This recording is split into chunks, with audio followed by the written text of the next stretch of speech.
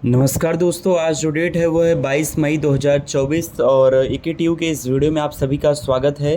बचे हुए रिजल्ट्स को लेकर का छात्र काफ़ी परेशान है कि सर अब तो मई भी बीतने को है। आज एग्ज़ाम दिए हमको 4 महीने से अधिक का वक्त होने को है और अभी भी रिज़ल्ट का कोई अता पता नहीं, रिज़ल्ट कब तक आएगा। साथ ही एग्ज़ाम फॉर्म की लास्ट डेट क्या है, बढ़ी है कि नहीं बढ़ी है, और डिटेन्ड छात्रों की लिस्ट जारी कर दी गई है EKTU के द्वारा। तो इन सारी चीज़ों के रिगार्डिंग कल ही EKTU ने सर्कुलर जारी कर दिया। जिन बच्चों को इस बात की जानकारी है अच्छी बात है, नहीं है तो इस वीडियो में मैं एक झलक दिखा दूंगा। साथ ही non promoted to third year, non promoted to final year, एक नया प्रॉब्लम जो है छात्रों के सामने आ रहा है मैक्सिमम रिजल्ट्स में। ये देखा जा सकता है कि उनके केस में NPTY या फिर NPFY शो हो रहा है। तो इसका क्या समाधान है, ऐसा क्यों हो रहा है, सारी चीज़ों को बताऊंगा। उससे पहले अगर आप चैनल पर नए हो या पहली बार वीडियोस को देख रहे हो तो चैनल को सब्सक्राइब करके बेल आइकन को ज़रूर हिट करना, जिससे कि पल पल की इन्फॉर्मेशन आप तक पहुंच सके। तो चलिए वीडियो को शुरू करते हैं। और आपको तो यहाँ पे आप देख सकते हैं कि कुछ बच्चे ऐसे हैं जिन्होंने एग्ज़ाम दिया और उनका अगेन बैक आया, और अब क्या शो हो रहा है कि NPFY यानी कि non promoted to final year. और ऐसा क्यों हो रहा है? क्या सिर्फ 2 बैक लगने से NPFY होता है? नहीं। इसके पहले अगर आपका बैकलॉग है, फर्स्ट ईयर में है, सेकेंड ईयर में है, थर्ड ईयर में है और अभी तक क्लियर नहीं हुआ, और अगेन 7 सेम में भी प्रॉब्लम आ रही है या 6 सेम में, और 6 सेम तक का चीज़ें क्लियर नहीं हुई, तब के केस में NPFY शो होता है। लेकिन अगर आप ये सोचो कि सिर्फ 2 सब्जेक्ट में बैक लगने से ऐसा हो रहा है, तो बिल्कुल ऐसा नहीं होता। एक कंप्लीट होता है। कुछ छात्रों का तो बेवजह NPFY या फिर NPTY शो हो रहा है। इसके रिगार्डिंग कुछ बच्चों ने ट्वीट भी किया और कुछ कह रहे हैं कि सर आप भी ट्वीट करिए। तो इस संडे तक कहा गया है कि चीज़ें दुरुस्त हो जाएंगी। और बाकी जिनका हुआ है मैक्सिमम केस में, जिनका कह सकते हैं रिज़ल्ट पेंडिंग था, जिनके रिज़ल्ट में डिज़र्विंग था NPFY या फिर NPTY, उन्हीं के केस में लगा है। बाकी अदर के केस में इतना ज़्यादा जो संभावना है वो नहीं है। रिज़ल्ट के बारे में मैं आगे बात करूँगा। अभी महत्वपूर्ण जो भी बिंदु हैं उन पे बात करते हैं और उसको कवर करते हैं।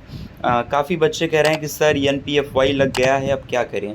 देखिए, अगर आपका गलत या फिर बेवजह NPFY लगा है तो आप ट्वीट कर सकते हैं कि TU को मेंशन करते हुए, मुझे मेंशन करते हुए, मैं रीट्वीट कर दूंगा। दूसरा जो सबसे महत्वपूर्ण बात है वो ये है दोस्त, कि आपको थोड़ा सा कह सकते हैं, जब भी मैं ट्वीट के लिए बोलूँ या फिर जो कुछ भी लिए, एक्टिव रहना होगा। ज़रूरत पड़ने पे आप EKTU भी जा सकते हैं, अपने कॉलेज में भी बात कर सकते हैं, आपकी मदद ज़रूर हो।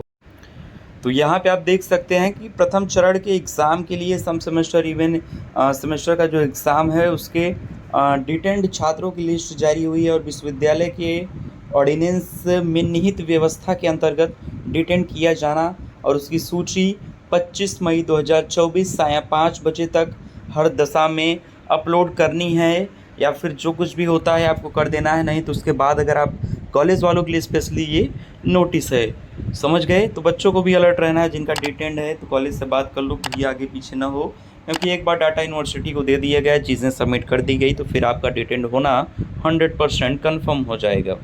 साथ ही एग्ज़ाम फॉर्म भरे जाने को लेकर और शुल्क जमा करने को लेकर यहाँ पे चीज़ें बताई जा रही हैं। तो 8 जून से एग्ज़ाम जो है वो आपका कंडक्ट कराया जाएगा, जो एग्ज़ाम 5 जून से होना था।